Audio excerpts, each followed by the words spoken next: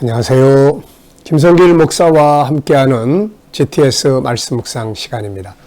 오늘은 6번째 주간의 5째 날 묵상입니다. 5째 날 묵상은 관계를 잘 갖기 위한 묵상이죠. 어제 넷째 날과 오늘 5째 날은 관계에 대한 묵상입니다. 창세기 1장 27절로 31절. 이제는 아주 잘 기억하실 거예요. 하나님이 사람을 만들어 놓으시고 사람은 관계 속에서 살아야 된다. 그래서 그 질서를 보여주셨고 세상에서는 사회적 존재다. 이렇게 이야기를 하죠. 그래서 사람이 관계를 가져야 될 것이 바로 4가지인데 첫째는 하나님과의 관계, 두 번째는 자기와의 관계, 세 번째는 가족이나 이웃이나 동료나 함께 살아가는 사람들과의 관계, 네 번째는 내가 하는 일, 만나는 자연, 환경 이런 것들과의 관계죠.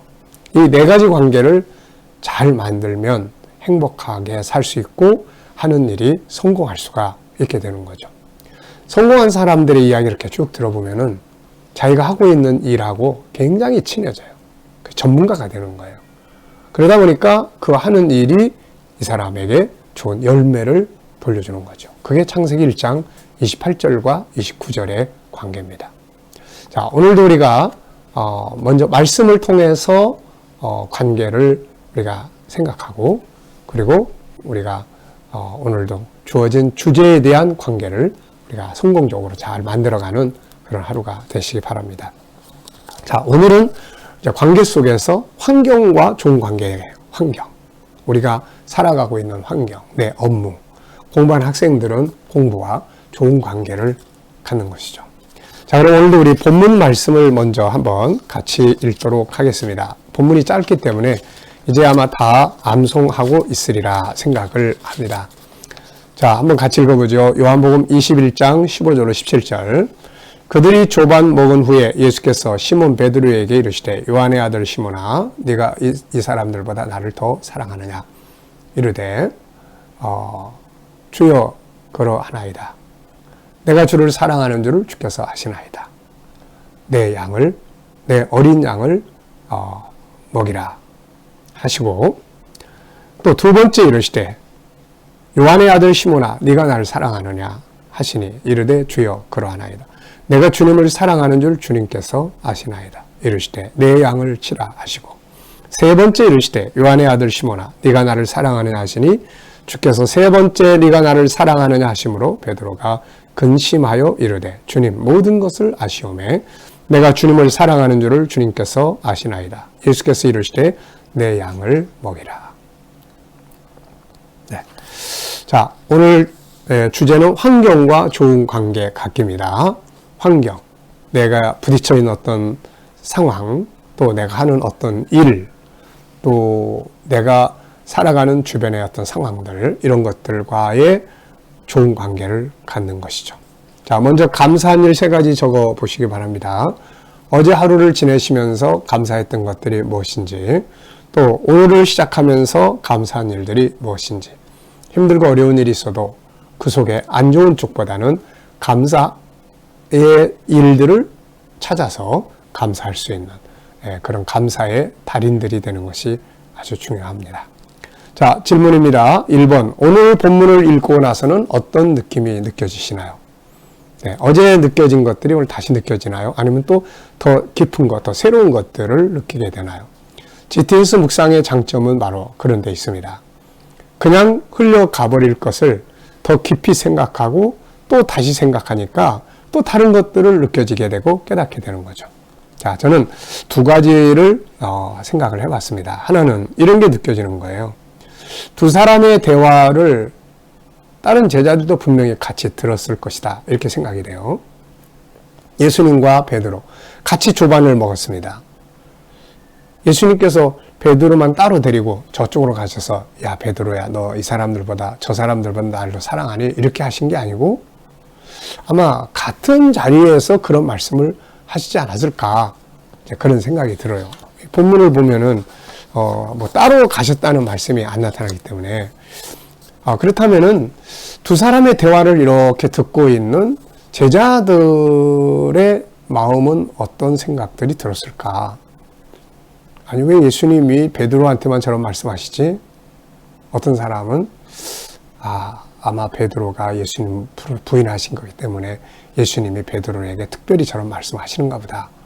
또 어떤 사람들은 시기 질투하기도 할 수 있고, 어쨌든 그게 좀 궁금했어요. 그 제자들의 그 장면을 같이 듣고 보는 그런 장면을 속에서 다른 제자들의 마음은 어떠했을까 하는 생각이 좀 들었습니다. 자, 그리고 이제 두 번째는 이제 본문의 본질이죠. 주님 사랑이 신앙의 근본이다. 결국은 베드로의 내면에 있는 주님 사랑에 대한 걸 다시 회복시켜 주시고, 결론은 주님 사랑, 이것이 신앙의 근본이고, 그리고 사랑하는 사람들은, 주님을 사랑하는 사람들은 그분의 사명에 동참하는 것이 그 결과물이다. 이렇게 생각이 듭니다. 자, 두 번째입니다. 본문을 이해하기 위해서는 베드로가 예수님 부인했던 상황을 생각을 해봐야 되죠. 네, 베드로가 예수님을 부인했던 그 시간, 그때로 한번 돌아가 봐서 한번 상황을 우리가 생각을 해보면 왜 예수님이 이런 말씀들을 하시게 되는지를 더 이해할 수 있을 거예요. 베드로는 주님이 붙잡혀 가시고 재판받으실 때 그분을 3번씩이나 모른다고 부인하죠. 맨 마지막에는 내가 저 사람을 알면 저주를 받는다라는 말까지 쏟아내게 됩니다. 근데 왜 부인했을까? 분명히 그 전날 밤에 겟세마네 동산으로 가시면서 너희가 다 나를 버릴 거다 그랬더니 베드로가 저는 절대로 버리지 않겠습니다. 또 반복해서 다른 사람 다 버릴지라도 나는 절대로 주님을 버리지 않겠습니다. 죽을지라도. 이렇게 이야기를 했단 말이죠. 그런데 왜 이렇게 그 다음날 새벽 시간에 하루도 지나지 않아서 예수님 난 몰라. 저 사람 몰라요. 내가 저 사람 알면 저주를 받아. 이렇게 말할 수밖에 없었을까? 우리가 그 자리에 있었다면 어땠을까? 보통 아무 일 없을 때는 장담할 수 있잖아요. 내가 더 주님을 더 사랑해요. 죽도록 충성하겠습니다. 뭐 이렇게 말할 수 있잖아요. 근데 막상 죽음의 위기가 탁 앞에 부딪혔을 때 과연 어떻게 대처를 할 수 있을까? 근데 참 놀라운 것은 이런 베드로가 나중에 성령 받고 난 다음에는 막 채찍에 맞아요. 매를 맞아요. 전도하다가. 그런데도 막 기뻐하고 계속해서 복음을 전하고 하는 이런 장면들을 보게 됩니다. 이런 생각이 좀 들었습니다. 우선 준비되지 않은 상황. 네, 이런 일들이 나에게 올 거야. 예수님은 아시고 준비했는데 베드로는 전혀 준비되지 않은 상황에서 왜 이런 일이 벌어질까 하다가 당신도 한 페이지, 그러니까 왜 순간적 모면 이런 거 있잖아요. 그래서 그런 마음에서 상황 앞에서의 두려움 이런 것 때문에 준비되지 않은 마음 때문에 그랬을 거다. 우리도 정말 주님을 위해서 살려고 하는 사람들은 주님의 이름으로 희생하고 손해보는 일들이 생길 때 난 이렇게 할 거다라고 좀 준비하고 사는 것, 이게 참 중요한 것 같습니다. 네. 마음의 준비가 되면 감당할 수가 있게 되는 거죠. 근데 전혀 준비가 안 된 상태에서 딱 벌어지면 당황하게 되고 그렇게 됩니다. 또 하나는 베드로나 다른 제자들도 다 마찬가지였지만 이들이 예수님을 따라간 목적이 이게 아니잖아요. 예수님 왕이 되시고 다윗 왕국이 건설이 돼서 자기들도 뭔가 한 자리씩을 하게 되는 이런 꿈을 가지고 갔는데 지금 하룻밤 사이에 전혀 상상하지 못했던 일들이 막 벌어지고 있거든요.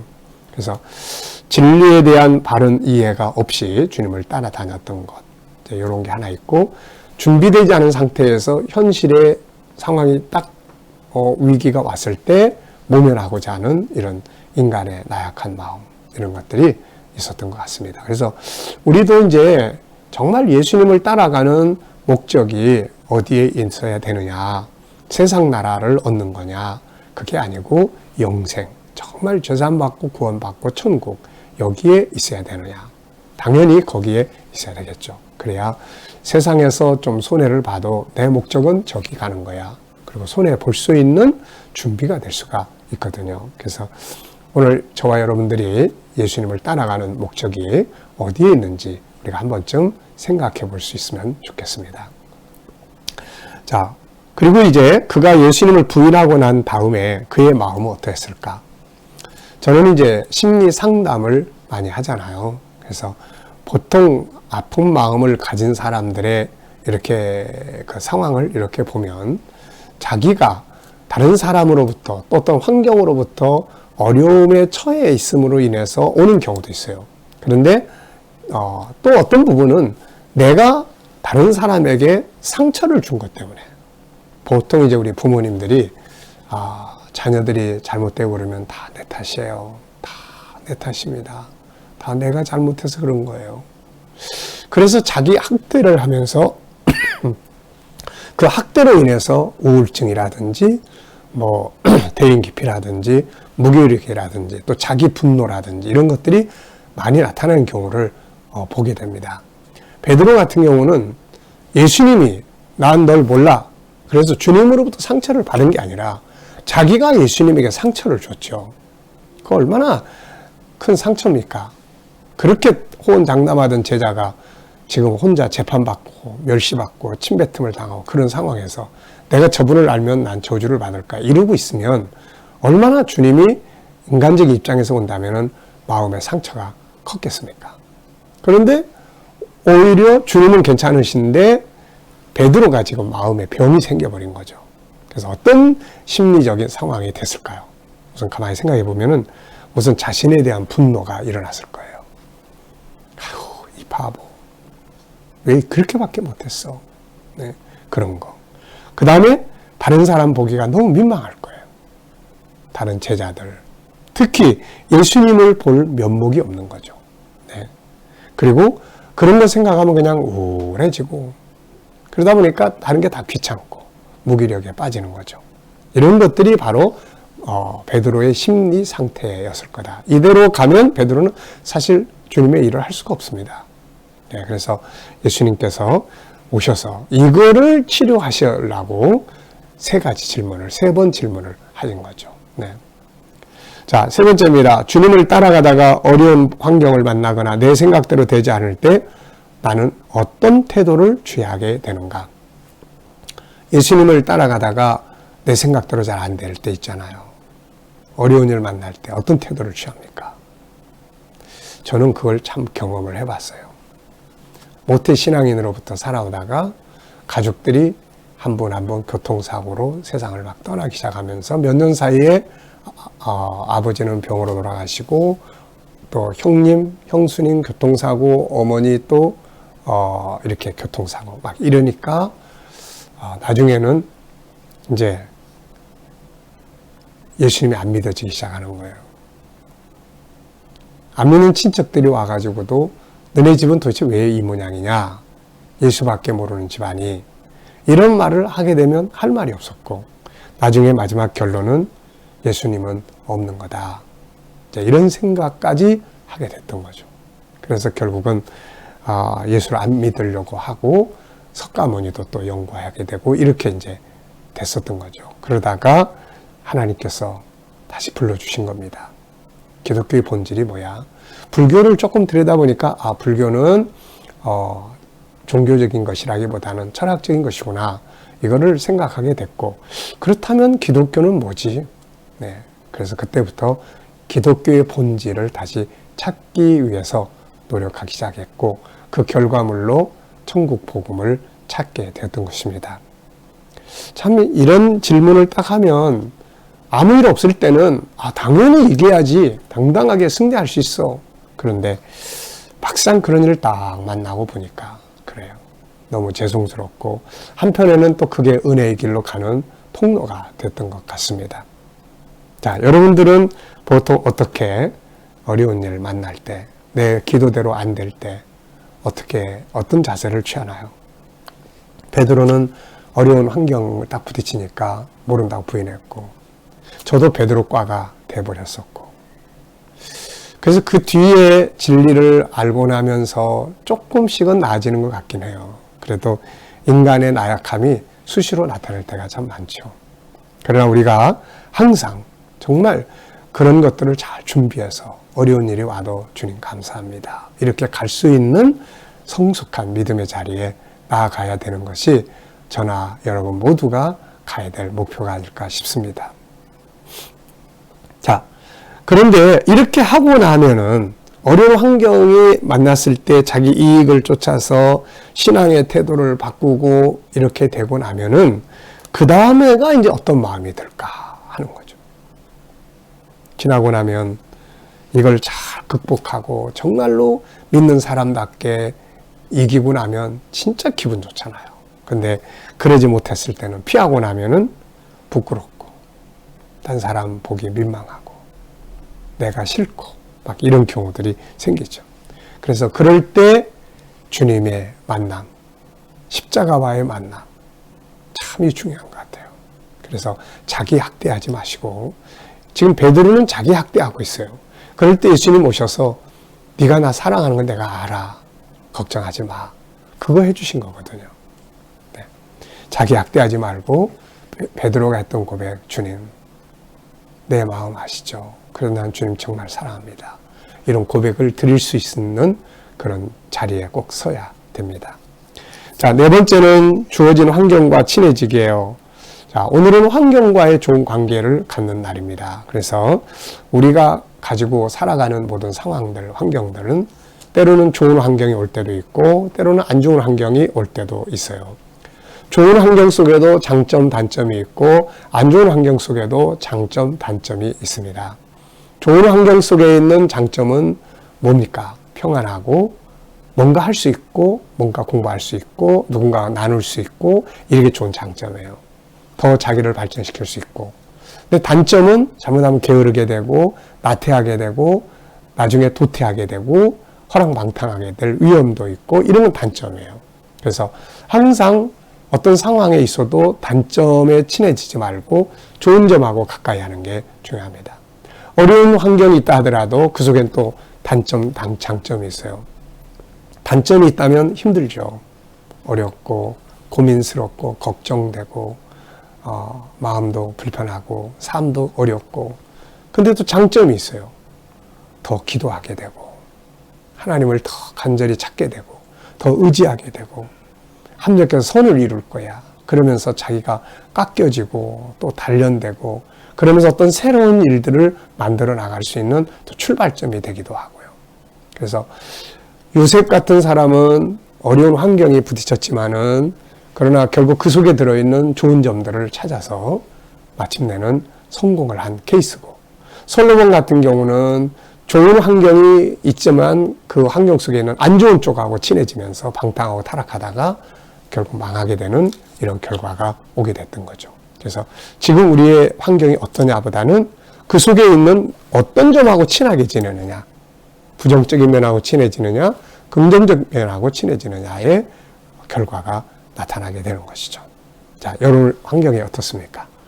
그 환경만 탓하지 말고 그 환경 속에 있는 두 면 중에 긍정적이고 좋은 면하고 가까이 하시면 어떤 환경이 됐든 궁극적으로는 성공하게 도와주는 축복의 도구가 될 수가 있는 거죠. 자, 본문 정리하면서 암송하고 싶은 내용 전체.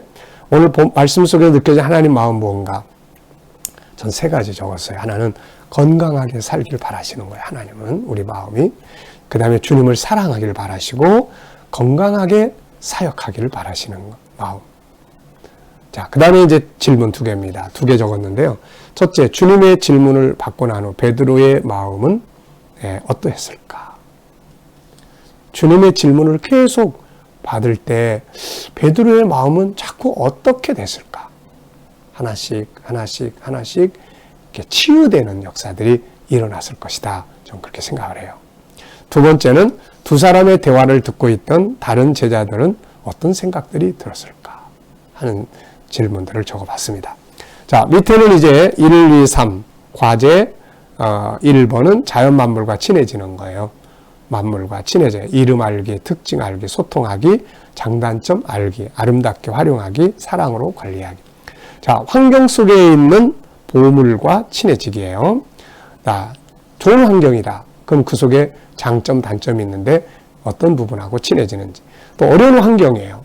그 속에도 역시 단점, 장점이 있는데 어떤 것들과 친해지고 있는지. 그래서 감사하고 사랑하기, 적극적으로 수용하기, 재능 사용의 기회로 삼기, 하나님의 뜻을 찾기. 특별히 여기에 있는 말씀들, 로마서 8장 28절, 창세기 1장 28절, 빌립보 4장 13절, 고린도서 10장 13절, 로마서 8장 35절 37절. 네. 요즘에는 제가 또 이런 말씀을 하나 깊이 늘 묵상하며 삽니다. 역대하 20장 20절. 그 수많은 적군들이 쳐들어와서 여호사밧이 힘들고 어려울 때 기도하면서 나중에 이제 하나님 응답을 받고 이런 말을 하죠. 너희는 여호와를 신뢰해라. 신뢰해라. 그러면 굳게 선다. 또 선지자를 신뢰하라. 그래야면 형통하리라. 그래, 환경보다는 하나님을 신뢰하자. 사람보다는 하나님을 신뢰하자. 요즘에는 또 그 말씀이 저를 이렇게 붙들어주고 있는 것 같습니다. 네. 자, 세 번째입니다. 업무 능력 키우기, 가치 인정하기, 감사하기, 이해하기, 친해지기, 의미 찾기, 변화하기, 축복하기, 업무를 바탕으로 더 큰 비전 갖기, 주도적으로 하기, 충실하기, 스스로 만족하기, 공익적 유익을 찾기, 항상 생각하기. 가끔가다 텔레비에서 이렇게 달인들에 대한 이렇게 내용을 볼 때가 있습니다. 근데 그 사람들을 보면 이런 면들이 다 들어있어요. 막 적극적으로, 또 창의력적으로 실패했다고 해서 끝나는 게 아니라 더 연구하게 되고 프로화돼 가는 거죠, 이게. 그러다 보니까 결국은 그 일을 통해서 좋은 열매들을 얻게 되는 것입니다. 자, 오늘도 우리가 환경이 어떠냐, 그보다는 그 환경 속에 있는 어느 영역과 친해지고 있느냐 한 번쯤 생각해 보시면서 오늘 네가 나를 이 사람들보다 사랑하느냐 하시는 주님의 말씀 생각하시면서 주님을 사랑하는 마음으로 환경 속에 있는 좋은 점과 친해지면서 오늘을 복되게 살아갈 수 있기를 바랍니다. 기도하고 마치겠습니다. 주님 감사합니다. 오늘도 묵상과 함께 시작합니다. 주님 어떤 환경이 오든 우리가 그 환경 속에 있는 좋은 점들과 친해지게 하여 주셔서 환경 때문에 망하는 게 아니라 환경 때문에 승리하는 저희들의 삶이 되게 하여 주옵소서. 주님, 오늘도 우리 자녀들, 친척들, 이웃들 중에 믿지 않는 자들 주께로 다 돌아오게 해 주시고 또 우리 자녀들, 성도들 살아가는 현장마다 함께 하여 주셔서 코로나 바이러스로부터 머리털 하나 상하지 않도록 꼭 지켜주시고 믿음으로 일하는 직장과 사업장들마다 형통하게 하여 주시며 새로운 일터를 찾고 있는 우리 자녀들, 성도들에게 좋은 일터들이 예비되게 하여 주옵소서. 주 안에서 가진 꿈과 비전들이 다 이루어지도록 은혜 입혀 주시고 치료받는 성도들에게는 우리 주님 피 묻은 손으로 만져주셔서 저희들의 아픔에서 속히 다 자유함을 얻게 하여 주시옵소서. 오늘도 이 나라와 민족이 함께 하여 주시고 이 땅에서 코로나 바이러스가 속히 소멸되게 하시며 나라의 지도자들에게는 지혜와 총명을 주셔서 나라를 바른 길로 이끌어 가게 하여 주옵소서. 세계 곳곳에 있는 선교사님들과 교회들과 성도들이 함께하여 주시고 핍박받는 교회와 성도들이 있다면 승리하도록 오늘도 주의 보호하심이 함께하여 주시옵소서. 감사하며 예수님의 이름으로 기도하옵나이다. 아멘.